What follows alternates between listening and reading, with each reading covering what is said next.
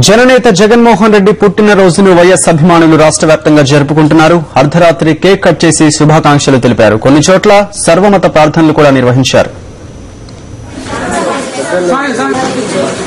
జననేత పుట్టినరోజును పురస్కరించుకుని గుంటూరులో పలు కార్యక్రమాలు జరిగాయి.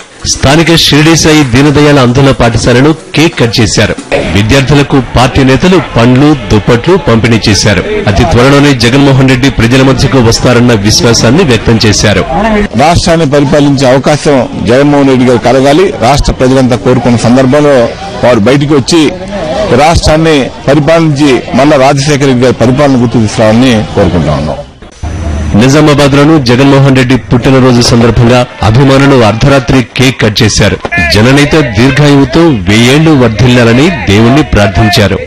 ఇటువంటి 1000 జన్మదినాలు జరగాలని మేము భగవంతుని కోరుతున్నాము. అనంతపురంలోని ప్రధాన కూడళ్లు వైఎస్ జగన్మోహన్ రెడ్డి బ్యానర్లు, ఫ్లెక్సీలతో నిండిపోయాయి. జననేతకు పుట్టినరోజు శుభాకాంక్షలు, సేవా కార్యక్రమాలు నిర్వహించడం ద్వారా తెలిపేందుకు రెడీ అవుతున్నారు పార్టీ నేతలు.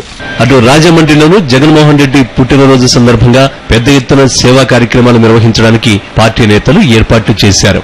జననేత ఫ్లెక్సీలు, బ్యానర్లతో సిద్దమవుతున్నారు.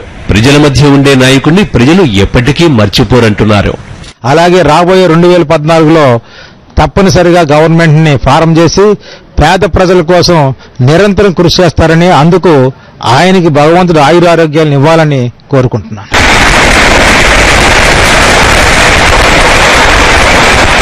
హైదరాబాద్ లోనూ పుట్టినరోజు వేడుకలు అభిమానులు జరుపుకున్నారు. కేక్ కట్ చేసి శుభాకాంక్షలు తెలిపారు.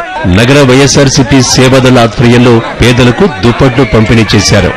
ఆంధ్రప్రదేశ్ కి కాబోయే ముఖ్యమంత్రి జగనన్న అని తెలిసి బెయిల్ రాకుండా సిబిఐ ద్వారా నానా రకాలుగా ఇబ్బందులు గురిచేస్తున్నటువంటి మరి మహా జగనన్నని ఆంధ్రప్రదేశ్ ప్రజలు ఎన్నటికీ మరవలేరు.